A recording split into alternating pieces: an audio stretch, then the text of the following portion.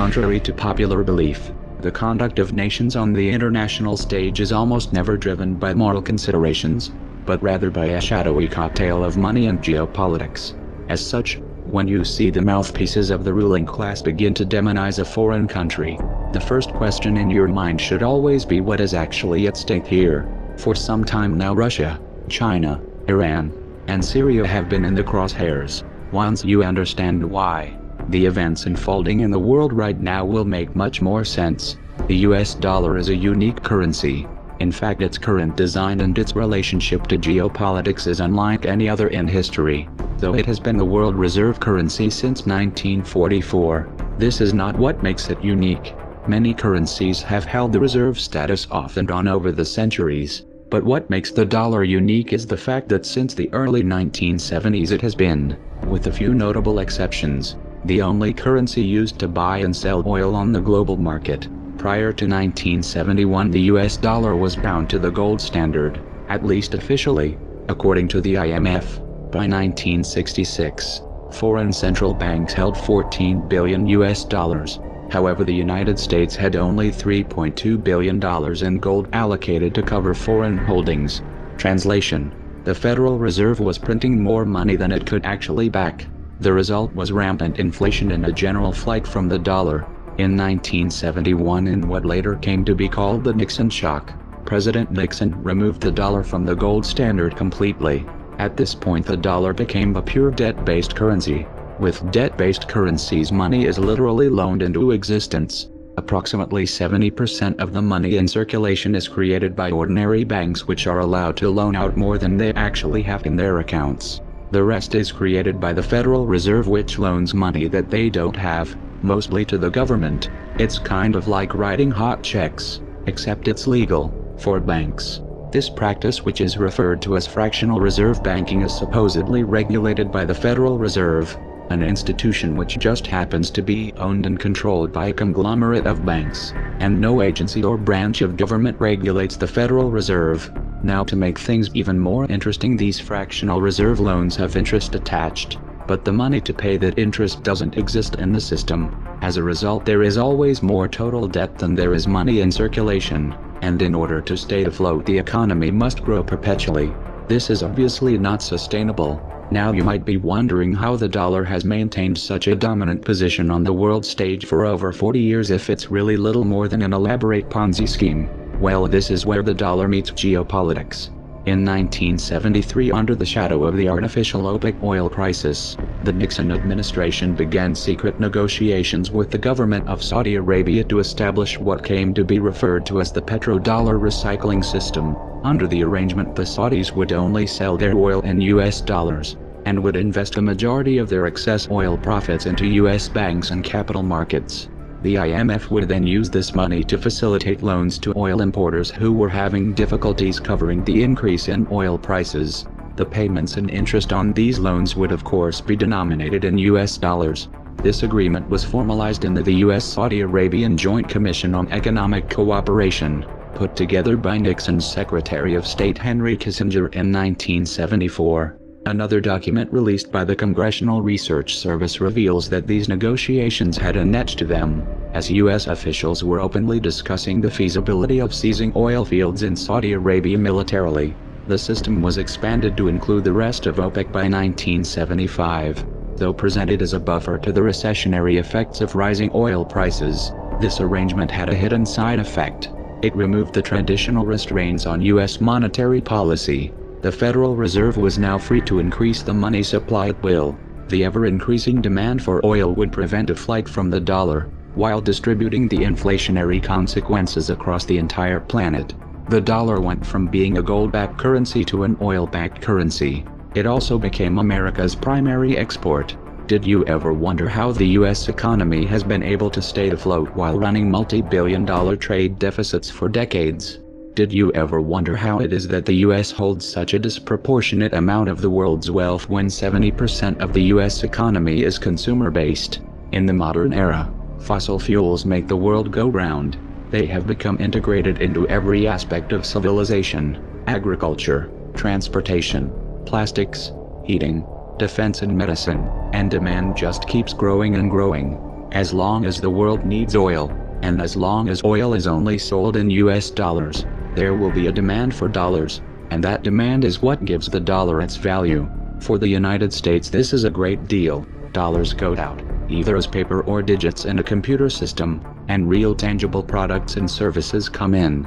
However, for the rest of the world, it's a very sneaky form of exploitation. Having global trade predominantly in dollars also provides Washington with a powerful financial weapon through sanctions. This is due to the fact that most large-scale dollar transactions are forced to pass through the US. This petrodollar system stood unchallenged until September of 2000, when Saddam Hussein announced his decision to switch Iraq's oil sales off of the dollar to euros. This was a direct attack on the dollar, and easily the most important geopolitical event of the year. But only one article in the Western media even mentioned it. In the same month that Saddam announced he was moving away from the dollar, an organization called the Project for a New American Century, of which Dick Cheney just happened to be a member, released a document entitled Rebuilding America's Defenses Strategy, Forces and Resources for a New Century. This document called for massive increases in U.S. military spending and a much more aggressive foreign policy in order to expand U.S. dominance worldwide. However, the document lamented that achieving these goals would take many years, absent some catastrophic and catalyzing event like a new Pearl Harbor. 1 year later they got it.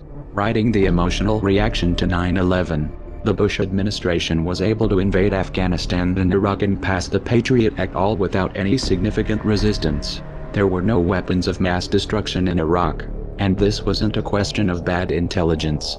This was a cold, calculated lie, and the decision to invade was made in full knowledge of the disaster which would follow.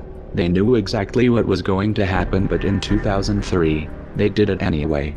Once Iraqi oil fields were under US control, oil sales were immediately switched back to the dollar. Mission accomplished. Soon after the invasion of Iraq, the Bush administration attempted to extend these wars to Iran. Supposedly the Iranian government was working to build a nuclear weapon. After the Iraq fiasco, Washington's credibility was severely damaged. As a result, they were unable to muster international or domestic support for an intervention. Their efforts were further sabotaged by elements within the CIA and Mossad, who came forward to state that Iran had not even made the decision to develop nuclear weapons, much less begin an attempt. However, the demonization campaign against Iran continued even into the Obama administration. Why? Well, might it have something to do with the fact that since 2004 Iran has been in the process of organizing an independent oil bourse? They were building their own oil market, and it wasn't going to be tied to the dollar. The first shipments of oil were sold through this market in July of 2011. Unable to get the war that they wanted, the US used the UN to impose sanctions against Iran. The goal of the sanctions was to topple the Iranian regime. While this did inflict damage on the Iranian economy, the measures failed to destabilize the country. This was due in large part to Russia's assistance in bypassing US banking restrictions. In February of 2009, Muammar Gaddafi was named chairman of the African Union.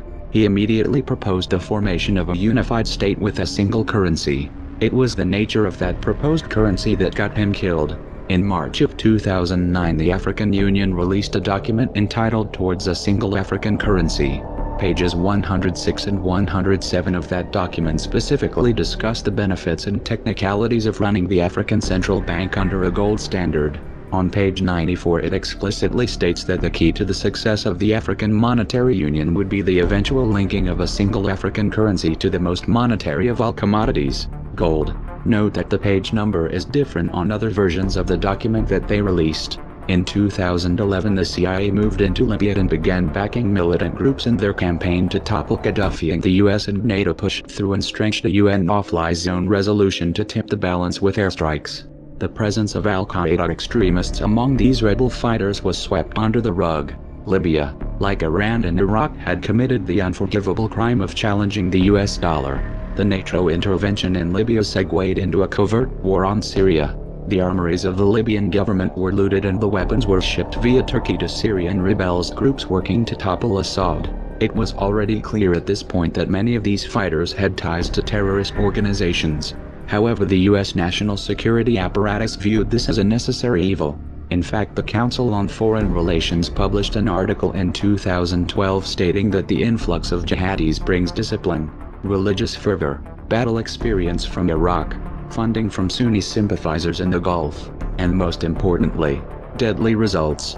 In short, the FSA needs Al-Qaeda now. Let's be clear here, the US put ISIS in power. In 2013 these same Al-Qaeda-linked Syrian rebels launched 2 sarin gas attacks. This was an attempt to frame Assad and muster international support for military intervention. Fortunately they were exposed by UN and Russian investigators, and the push for airstrikes completely fell apart when Russia stepped in to broker a diplomatic solution. The campaign for regime change in Syria, as in Libya, has been presented in terms of human rights. Obviously this isn't the real motive. In 2009, Qatar put forth a proposal to run a natural gas pipeline through Syria and Turkey to Europe. Assad however rejected this, and in 2011 he forged a pact with Iraq and Iran to run a pipeline eastward, cutting Qatar and Saudi Arabia out of the loop completely. Not surprisingly, Qatar, Saudi Arabia and Turkey have been the most aggressive regional players in the push to topple the Syrian government.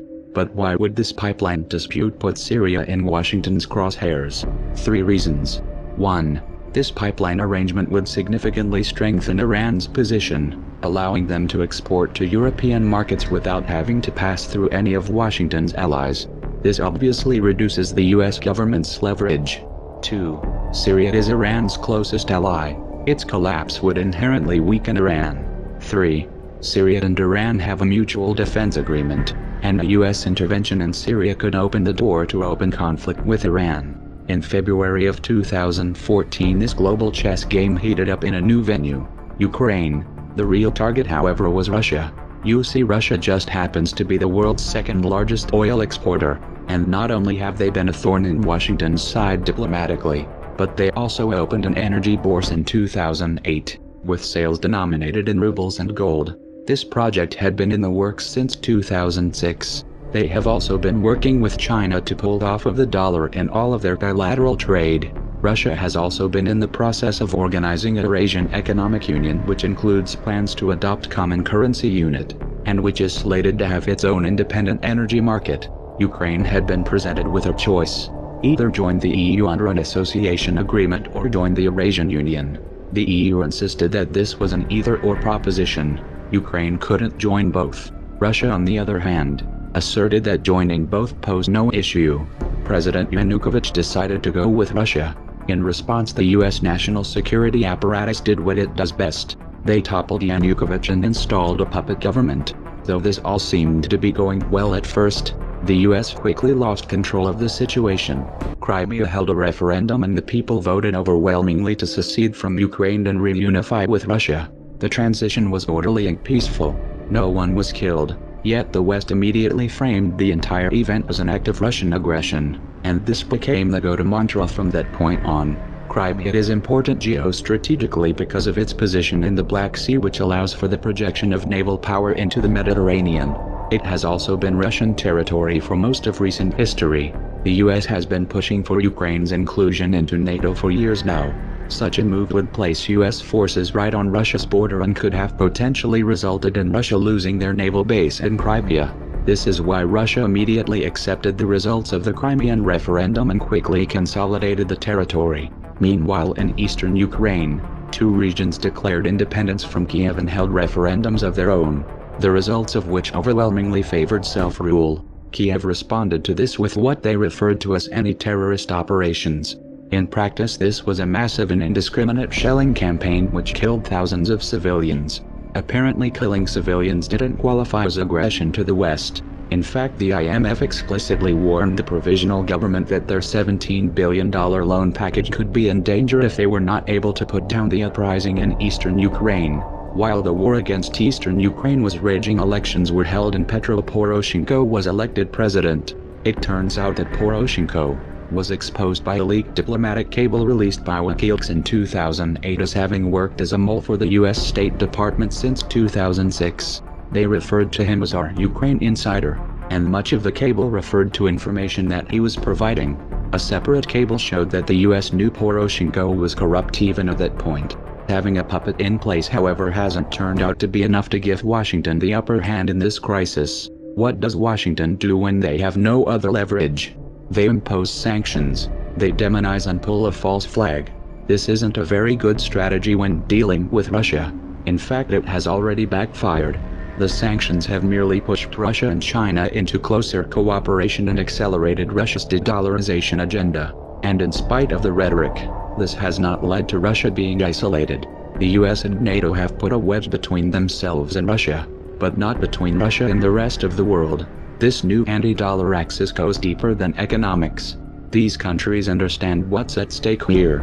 This is why in the wake of the Ukrainian crisis, China has proposed a new Eurasian Security Pact which would include Russia and Iran. Consider the implications here as the Obama administration begins bombing in Syria, which also has a mutual defense agreement with Iran. This is leading us straight to World War III. The masses may not have figured it out yet, but history will remember it that way. Alliances are already solidifying and a hot war is underway on multiple fronts. If the provocations and proxy wars continue, it's only a matter of time before the big players confront each other directly, and that is a recipe for disaster. Does all of this sound insane to you? Well, you're right. The people running the world right now are insane, and the public is sleepwalking into a tragedy. If you want to alter the course that we are on, there's only one way to do it. We have to wake up that public. Even the most powerful weapons of war are neutralized if you reach the mind of the man behind the trigger. How do we wake the masses, you ask? Don't wait for someone else to answer that for you. Get creative. Act like your children's and grandchildren's futures depend on it, because they do. We are anonymous. We are legion. We do not forgive. We do not forget. Expect us.